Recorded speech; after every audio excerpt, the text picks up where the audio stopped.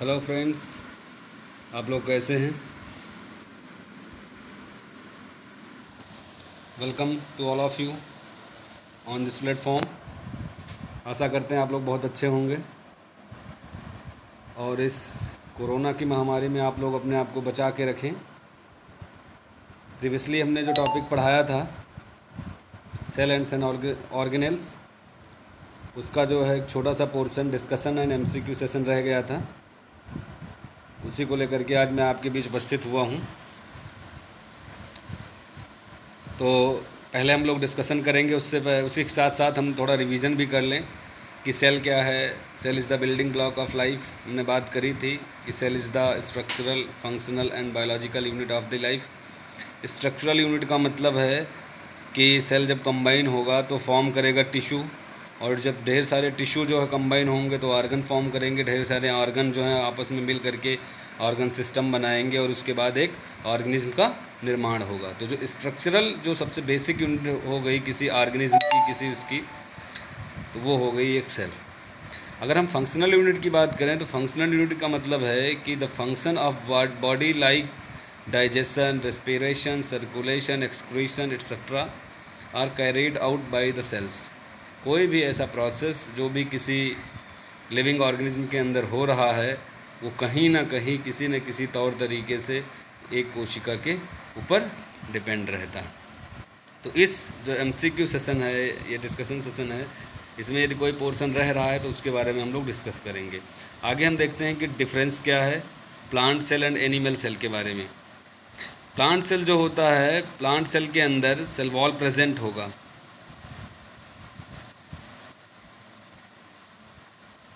ठीक है, plant cell सिर्फ प्लांट के अंदर मौजूद होगी, एनिमल सेल में नहीं होगी। और जो एनिमल सेल होगी वो सिर्फ एनिमल्स के अंदर होगी, प्लांट्स के अंदर नहीं होगी। एनिमल के अंदर जो है सेल वॉल नहीं होगा, जबकि प्लांट सेल के अंदर सेल वॉल मौजूद होगा। तो सेल वॉल नहीं है तो ऐसे इसके अपोजिट में देखा जाए तो सेंट्रोसोम विद सेंट्रियोल्स जो है एनिमल सेल के अंदर पाए जाते हैं, जबकि प्लांट सेल में ये नहीं पाए जाते। दूसरा है क्लोरोप्लास्ट।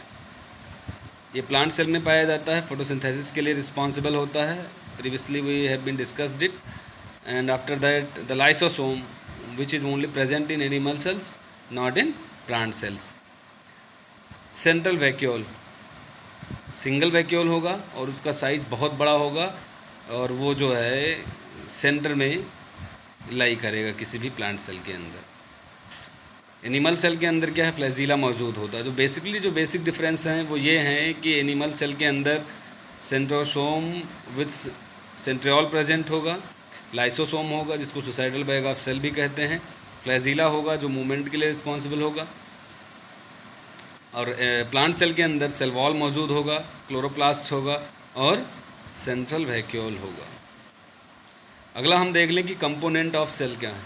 हमने पढ़ाया था आपको, लेकिन कंपोनेंट सेल के बारे में जो है पढ़ने से पहले हम लोग ये डिस्कस कर ले। प्रीवियसली हमने आपको बताया है, हम बता भी चुके थे आपको कि किसी भी प्रकार की कोई लिविंग सेल होगी तो उस लिविंग सेल के होने के लिए, लिविंग होने के लिए 3 चीज़ें ज़रूरी होंगी वो सेल होने के लिए। पहली एक कि सेल मेम्ब्रेन होगी, उसके बाद दूसरा है कि जेली लाइक सब्सटेंस होगा जिसको हम लोग साइटोप्लाज्म कहते हैं, तीसरा है कि न्यूक्लियस होगा।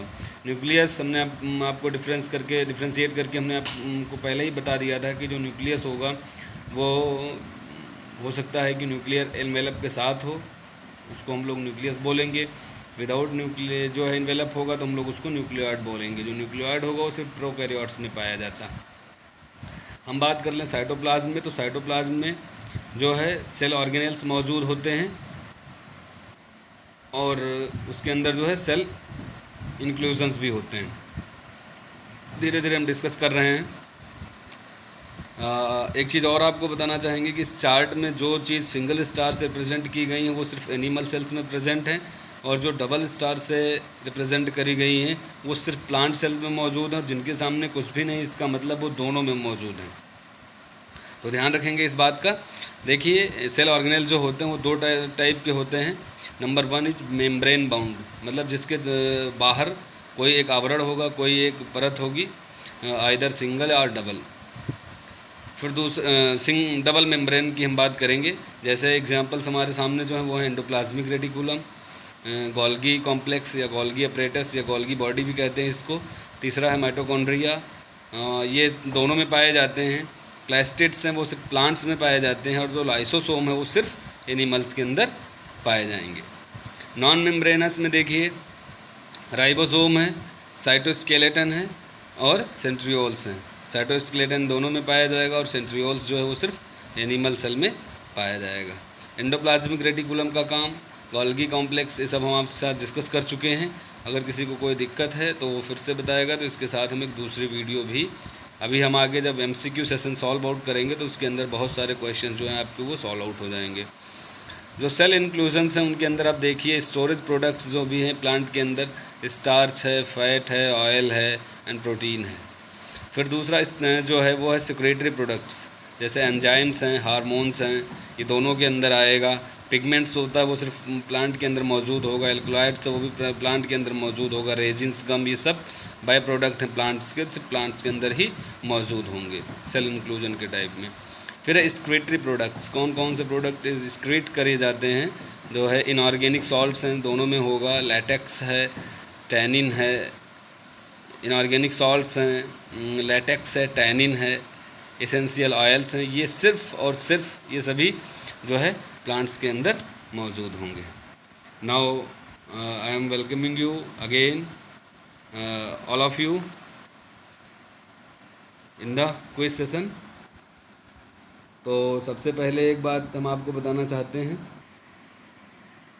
कि जो भी ये अपने क्विज होंगे वो डिफरेंट सेशन में आएंगे। जैसे सबसे पहले हो सकता है कि हम प्रोकैरियोटिक सेल देखें, फिर हो सकता है कि यूकैरियोटिक सेल देखें, या एनिमल सेल देखें, या प्लांट सेल देखें, या सेल ऑर्गेनेल का देखें। तो एक छोटे छोटे सेशन के माध्यम से आएगा जिसमें हम लोग जो है एक्टिवली पार्टिसिपेट करने की कोशिश करेंगे। ये आपके सामने जो स्ट्रक्चर दिख रहा है ये प्रोकैरियोटिक सेल का है, और आपके सामने देखिए जो कुछ लिखा है इसको हम लोग पढ़ के, और पढ़ने के बाद जो सामने ऑप्शंस आपके दे रखे हैं इन्हीं ऑप्शंस से इसको सॉल्व आउट करने की कोशिश करेंगे।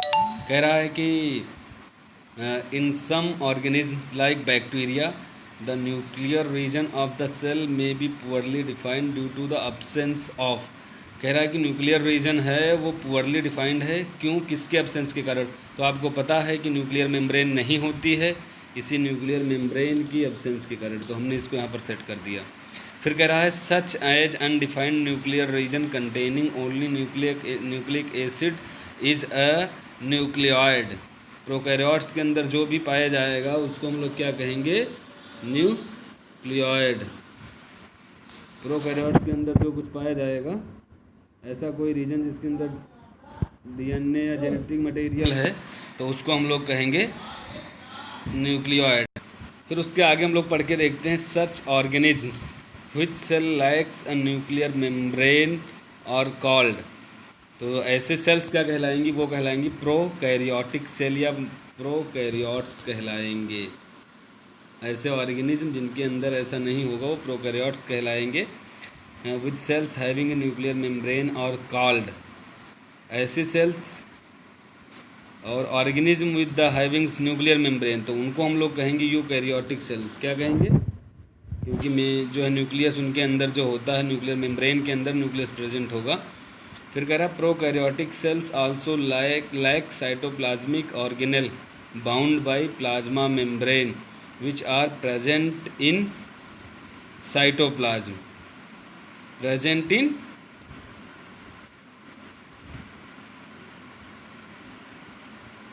एक बार हम फिर से यहाँ देखना चाहेंगे कि organisms with cells having nuclear membrane are called, तो यहाँ पर माफ़ी चाहते हैं, यहाँ पर ये आएगा आपका यूकैरियोट्स बोलते हैं इसको। क्या बोलते हैं, यूकैरियोट्स।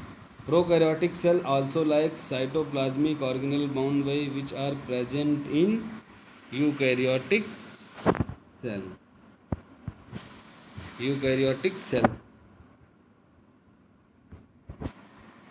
एक बार इसको हम सेट करने की कोशिश करेंगे। और इसके बाद है many of the functions of such organelle are performed by poorly organised parts of the cytoplasm. ये साइटोप्लाज्म के the chlorophyll in the photosynthetic prokaryotic bacteria is associated with, plastid तो हो नहीं सकता क्योंकि प्रोकैरियोटिक बैक्टीरिया की बात कर रहा है, तो इसमें होगा मेम्ब्रेनस। इसके अंदर क्या होगा, ये होगा membranes vesicle. And last one is बची रहा है but with plastids in eukaryote, कि जो क्लोरोफिल या फोटोसिंथेटिक होगा यूकैरियोट्स में, उसके अंदर प्लास्टिड्स जरूर पाया जाएगा। तो हम लोग अब इस आंसर को चेक करें और देखते हैं कि क्या है। देख लीजिए आपके सामने, चाहे तो आप इसका स्क्रीनशॉट भी ले सकते हैं। तो इस तरीके से आपके जो 8 क्वेश्चंस थे ये जो है सॉल्व आउट हो गए। जो नेक्स्ट क्विज सेशन है वो है अपना प्लांट सेल से। हम लोग देखते हैं आगे कि जो है इसमें भी हमको भरना है, और इसी से हम लोग जो 1 नंबर 1 वर्ड जो या 1 नंबर के जो क्वेश्चंस आते हैं उसको हम लोग सॉल्व आउट कर सकते हैं। कह रहा are called power house of cell. तो सीधी सी बात है, हम लोग जानते हैं कि ये माइटोकॉन्ड्रिया के बारे में बात कर रहा है। किसके बारे में बात कर रहा है, माइटोकॉन्ड्रिया के बारे में। Mitochondria are called power house of cells, है ना। फिर कह रहा are also called suicidal bag. तो सुसाइडल बैग जो होते हैं लाइसोसोम होते हैं, जो भी सेल डेब्रीज होंगी या जो भी अननेसेसरी चीज़ें होंगी उसको ये डाइजेस्ट करता है, प्रॉब्लम्स को सॉल्व आउट कर लेता है। फिर कह रहा है is the site of protein synthesis. आपको पता है कि प्रोटीन सिंथेसिस कहाँ होती है, राइबोसोम पर। अब हम आपको बता दें कि राइबोसोम 2 प्रकार का हो सकता है, एक हो सकता है 70S और एक हो सकता है 80S। जो 70S होगा वो पाया जाता है प्रोकैरियोट्स में, और जो 80S होगा वो पाया जाएगा यूकैरियोट्स में। उसकी भी 2 सब यूनिट्स होती हैं, उसको हम आगे डिस्कस करेंगे। फिर कह रहा are also referred as kitchen of the cell. आपको पता है कि क्लोरोप्लास्ट को कहते हैं किचन ऑफ सेल, क्योंकि फोटोसिंथेसिस की जो प्रोसेस होती है वो क्लोरोफिल में होती है। क्लोरोफिल कहाँ पाया जाता है, क्लोरोप्लास्ट में, और वहाँ पर जो है फूड बनता है। तो इसलिए हम लोग उसको कहते हैं कि क्लोरोप्लास्ट जो है रेफ़र किया जाता है या जाना जाता है प्रोटीन जो है किचन ऑफ द सेल। फिर लास्ट है nucleus help to control all function of the cell. क्योंकि वहाँ डीएनए होता है, डीएनए से एमआरएनए बनता है, एमआरएनए जो है राइबोसोम पे जाकर के वहाँ से प्रोटीन बनाता है, प्रोटीन फिर आगे जा कर के फिर जो है बाकी जितने भी फंक्शंस हैं उनको ऑपरेट करता है। तो इस तरीके से इसको हम यहाँ पर चेक करेंगे, चेक करके देखते हैं। ये देखिए ये 5 आउट ऑफ 5 आपके सही हो गए। इसको चाहे तो आप लोग नोट डाउन कर लें या इसकी स्क्रीनशॉट भी ले सकते हैं। फिर हम नेक्स्ट सेशन देखते हैं। कह रहा है कि the organelle which helps in photosynthesis in plant cell is. सीधी सी बात है, आपको कौन मदद करता है, आपको क्लोरोप्लास्ट, CHLO, क्लोरोप्लास्ट, ठीक है। फिर दूसरा कह रहा है are large in plant cell compare to animal cell. क्या है, वैक्यूल्स, VACUO,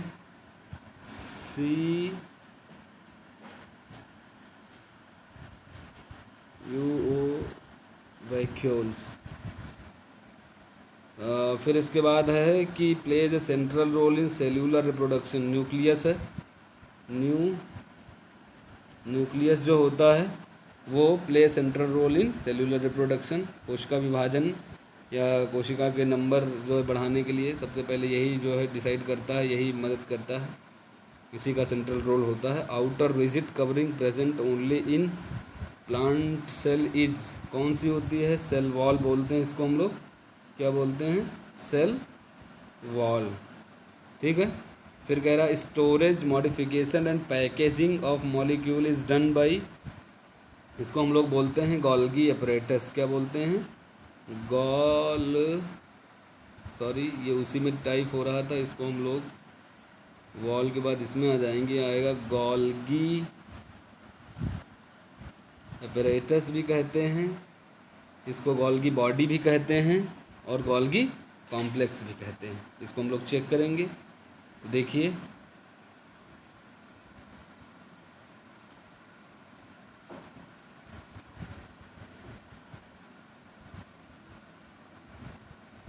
एक बार फिर से इसको जो है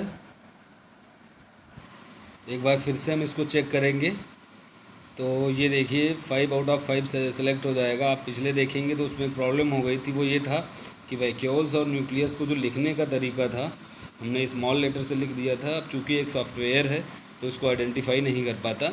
इसका भी आप जो है चाहे तो स्क्रीनशॉट ले सकते हैं, ये आपको जो है मदद करेगा। अगला जो टॉपिक है वो हम लोगों ने लिया है एनिमल सेल, और इसको हम लोग डिस्कस करते हैं।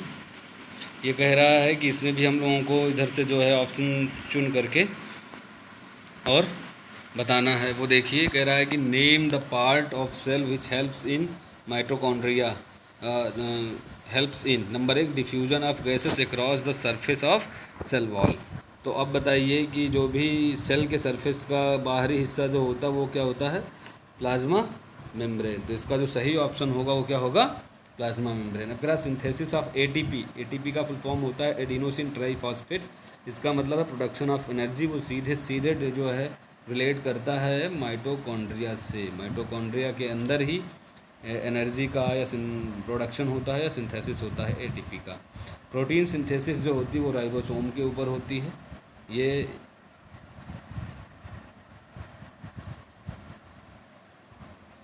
फिर कह रहा है detoxifying many poisons and drugs. इसका जो है ये काम स्मूथ एंडोप्लाज्मिक रेटिकुलम करता है। तो इसको हम लोग यहाँ देखेंगे। फिर कह रहा है कि storage modification packaging and dispatch of molecule synthesis by endoplasmic reticulum. ये काम देखता है गोल्गी अपरेटस, या गोल्गी बॉडी भी बोलते हैं इसको, या गोल्गी कॉम्प्लेक्स भी कहते हैं। इसको हम लोग चेक करेंगे। तो चेक करके देखते हैं आपके सारे आंसर सही हैं। चाहे तो आप इसका स्क्रीनशॉट ले लें। हो सकता है कभी कभार फिल इन द ब्लैंक्स तो नहीं पूछा जाएगा, पर इस तरीके से पूछा जा सकता है कि diffusion of gases across the cell wall, across the surface of cell which is responsible for this, plasma membrane, cell wall, mitochondria, ribosome. इस तरीके से आपको ऑप्शन दिया जा सकता है। फिर नीचे देखते हैं कि fill in the blanks type का जो भी है, the outermost covering of the cell that helps transport of molecule is. इसको हम लोग क्या बोलते हैं, प्लाज्मा मेम्ब्रेन। क्या बोलते हैं, प्लाज्मा मेम्ब्रेन। फिर है chromosomes are made up of. Chromosomes किससे मिलके बने होते हैं, डीएनए से मिलके बने होते हैं। किससे, डीएनए, डीएनए, या इसको हम लोग डीऑक्सी राइबो न्यूक्लिक एसिड भी लिख सकते हैं, लिखना चाहें तो डीऑक्सी राइबो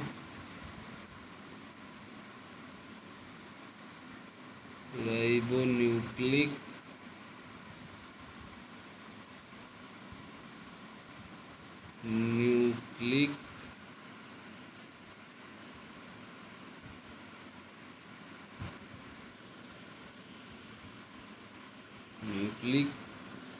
एसिड। ठीक है, ये हो सकता है। फिर कह रहा है हेल्प इन प्रोटीन सिंथेसिस। अभी आपको हम बता चुके हैं कि राइबोसोम है, राइबोसोम्स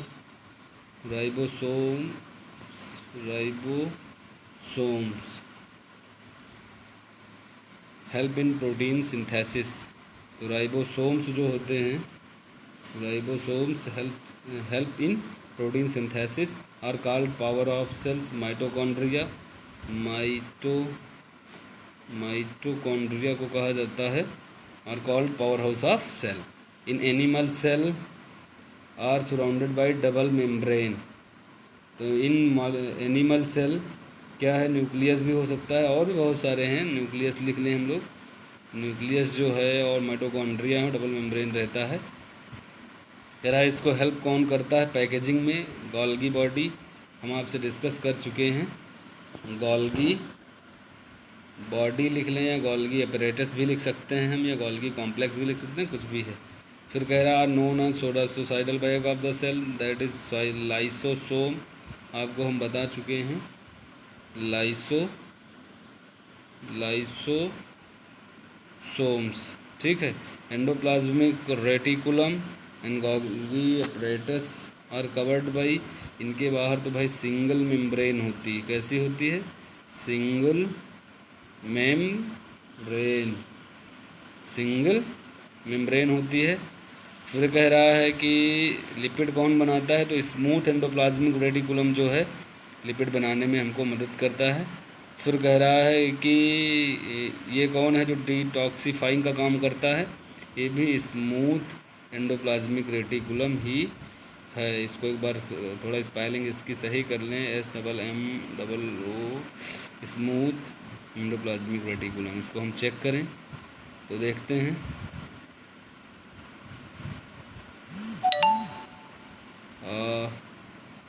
एक बार इसके सॉल्यूशंस को देखना चाहें तो ये देखिए, इसमें कोई दिक्कत नहीं है, बस थोड़ा जो है टाइपिंग एरर होता है जो नहीं लेता है। हमको सिंगल सिर्फ भरना चाहिए इसके अंदर, और यहाँ पर जो है लाइसोसोम में कैपिटल L होना चाहिए। ठीक है, तो हमने लाइसोसोम की स्पेलिंग यहाँ रखी थी, वो थोड़ी सी गड़बड़ हो गई, क्योंकि ये सब प्रीवियसली डिज़ाइन वो है, तो आप इसको देख लेंगे कि लाइसोसोम ही होता है। ऑटो कर स्पेल्ड है या ले लेता है, ठीक है, इसमें कोई दिक्कत वाली बात नहीं है। पहला क्वेश्चन है इसमें, देखिए, cells were discovered in 1665 by Robert Hooke. Check करेंगे इसका सही आंसर आएगा। अगला क्वेश्चन देखते हैं हम, cells are arisen from pre existing cells, this concept was proposed by, किसने बताया था इस बात को, वो थे आर वर्चो। इसे चेक करेंगे, ये भी सही है। फिर अगला देखते हैं हम, कह रहा है कि choose the correct combination of characters of prokaryote cell from the following table. तो इसको ज़रा हम लोग और देख लें। इसको कह रहा है कि 70S राइबोसोम ये पाया जाएगा, मतलब ये सही है आपका। डबल मेम्ब्रेन बाउंड ऑर्गेनेल नहीं होंगे। ट्रू न्यूक्लियस एब्सेंट है, तो ए और सी सही है। सेल वॉल एब्सेंट है। माइटोकॉन्ड्रिया ये प्रेजेंट हैं, ये भी नहीं रहेंगे। मेम्ब्रेन बाउंड ऑर्गेनेल्स ये भी जो एब्सेंट है, तो इसका जो सही जवाब होगा वो होगा ACF। ठीक है, फिर आगे बढ़ते हैं। कह रहा which of the following statement is not true. कह रहा है कि जो सही नहीं है, कह रहा है कि eukaryotic chromosome is a nucleoprotein complex. सही बात है, न्यूक्लियो प्रोटीन कॉम्प्लेक्स है। Viruses do not possess any membrane, ये भी बात सही है। फिर कह रहा है in eukaryotic cells protein synthesis occurs not only in cytoplasm but inside some organelles. फिर कह रहा है कि eukaryotic chromosome is composed of DNA only, ये गलत है, ये सही बात नहीं, क्योंकि DNA के साथ साथ जो है हिस्टोन प्रोटीन भी होती है। इसको चेक करेंगे, ये सही है। फिर है प्रोकैरियोटिक ऑर्गेनिजम्स आर, क्या है होते हैं, यूनिसेल्यूलर होंगे। चेक करेंगे इसको, आगे बढ़ते हैं। तो इस प्रकार हमने जो देख, नेक्स्ट क्वेश्चन हम लोग देखते हैं, plant cells differ from animal cells in their structural organisation. Plant cell, तो प्लांट सेल के अंदर ऐसा क्या जो है ये फीचर इज कॉमन, कह रहा ऐसा कौन सा, तो प्लाज्मा मेम्ब्रेन देखिए दोनों के अंदर पाया जाता है। ठीक है, अगला क्वेश्चन है, कह रहा which of the following feature is exclusive to animal cells. ऐसा कौन सा है जो सिर्फ, तो ये देखिए सेंट्रियोल्स होंगी और सेल वॉल नहीं होंगे।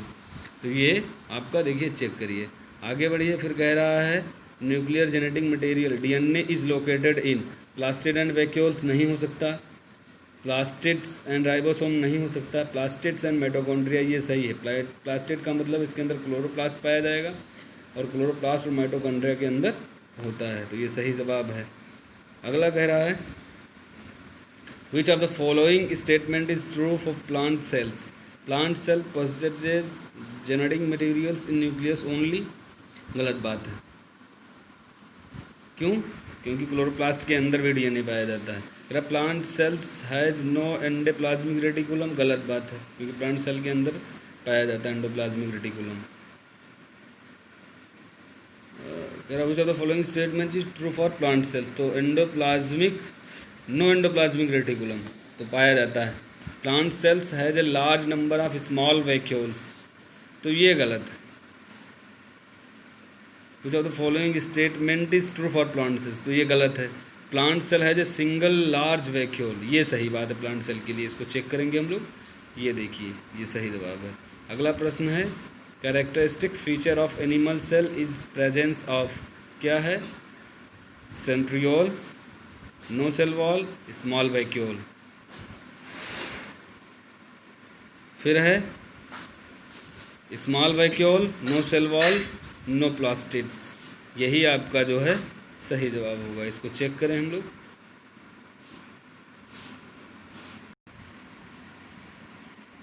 नेक्स्ट जो क्वेश्चन है कह रहा है कि some unicellular organisms specialised vacuoles play important roles in, किस में करते हैं?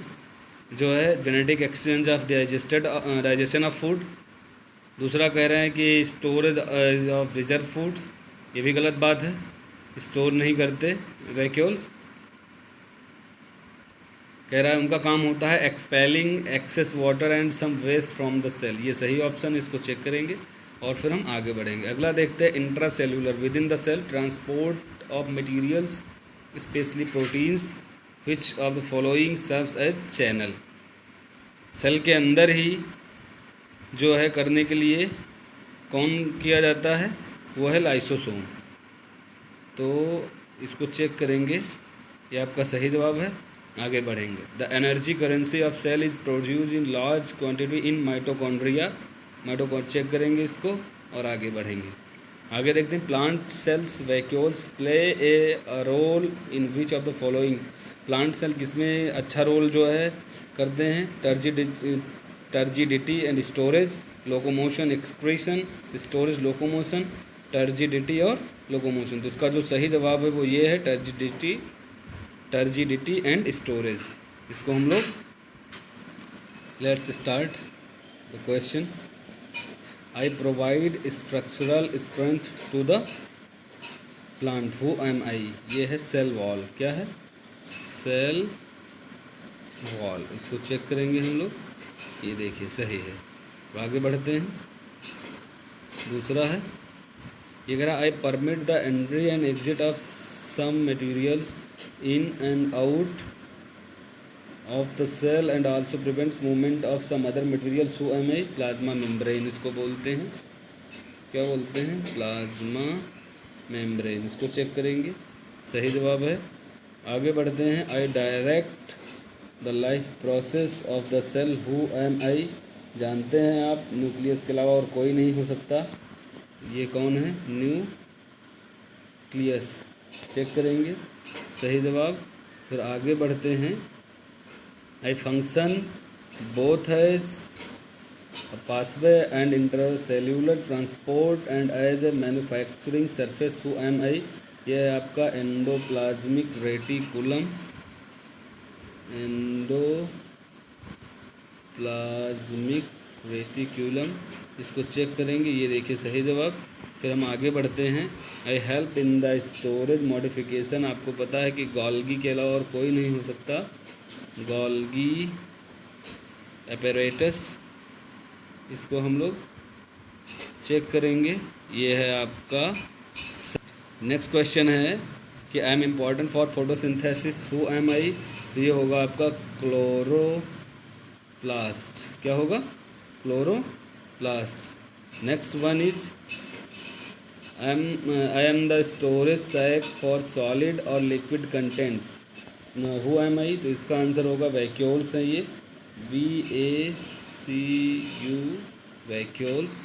इसको हम लोग चेक करेंगे एक बार, ये थोड़ा सा फिर से जाएंगे। तो इसका सिर्फ हम वैक्यूल लिखेंगे तो भी, इसका देखें हम वैक्यूल लिखेंगे। थोड़ा स्पेलिंग में क्या है कि ये सॉफ्टवेयर प्रीवियसली डिजाइन है, तो अगर वैक्यूल और वैक्यूल्स लिख दिया तो भी दिक्कत हो जाएगी।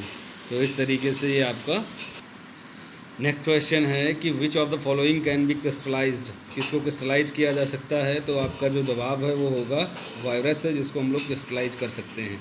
अगला जो क्वेश्चन है वो ये chromosomes are made up of, किसके बने होते हैं? क्रोमोसोम्स जो है DNA और प्रोटीन के मिलके बने होते हैं। इसको चेक करेंगे, ये आपका सही जवाब। आगे बढ़ते हैं। Which of the following are covered by a single membrane, इनमें से सब सिंगल मेम्ब्रेन में कौन कौन है? Which of the following covered by a single membrane? Plastids, mitochondria, lysosome और वैक्यूल। तो वैक्यूल का होता है सिंगल मेम्ब्रेन, इसको हम लोग चेक करेंगे और आगे बढ़ेंगे। The undefined nuclear region of prokaryotes is known as, क्या कहा जाता है? न्यूक्लियोलस होता नहीं है, न्यूक्लियस होता नहीं है, न्यूक्लिक एसिड होता नहीं, तो इसलिए हम लोग इसको क्या बोलेंगे? न्यूक्लियोइड। चेक करेंगे इसको, ये देखिए आपका सही जवाब। आगे बढ़ते हैं। विच of the following is not a function of vacuole? Vacuole का काम कौन सा नहीं है? यह है लोकोमोशन, स्टोरेज भी करता है, वेस्ट एक्सक्रीशन भी करता है, टर्जिडिटी भी देता है, रिजिडिटी भी देता है। तो लोकोमोशन को हम लोग चेक करेंगे, ये है आपका सही जवाब। अगला क्वेश्चन है किचन ऑफ द सेल। कितनी बार क्वेश्चन आ चुका है। क्लोरोप्लास्ट को कहते हैं क्योंकि क्लोरोफिल मौजूद है, फोटोसिंथेसिस वहाँ पर होता है, शुगर बनता है, ग्लूकोज जो है बेसिक यूनिट है फोटोसिंथेसिस का के प्रोडक्ट का। आगे हम लोग बढ़ते हैं। Organelle without a cell membrane is, जिसमें कोई भी सेल मेम्ब्रेन नहीं होगी, ऐसा कौन सा ऑर्गेनल है? Number 1 Golgi apparatus, number 2 chloroplast, फिर है न्यूक्लियस,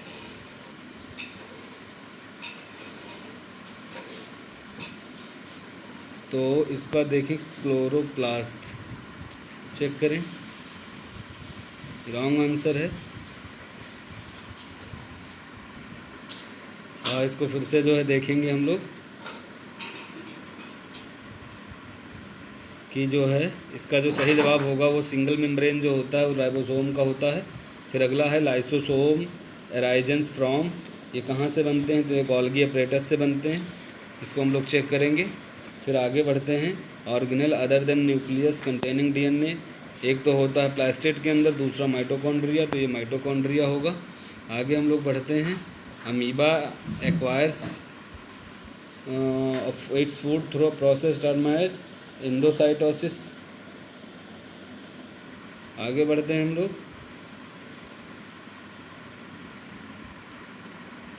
तो फ्रेंड्स आज के लिए बस इतना ही। अब मैं आप लोगों से चाहता हूँ कि आप ज़्यादा से ज़्यादा हमारे चैनल को लाइक करें, सब्सक्राइब भी कर लें, और अगर आपको अच्छा लगा हो तो हमारे वीडियो के नीचे जो कमेंट सेशन है उसमें आप कमेंट करके ज़रूर बताएं। कोई सजेशन है उसको भी बता सकते हैं। अभी जो लॉकडाउन चल रहा है इसमें जो भी सरकार के द्वारा नियम सुझाए गए हैं सभी पहलुओं पर उसका अनुपालन करें, और आप सब लोग सुरक्षित रहें, घरों में रहें, उसके साथ साथ अध्ययन करते रहें। Best wishes to you. Thank you.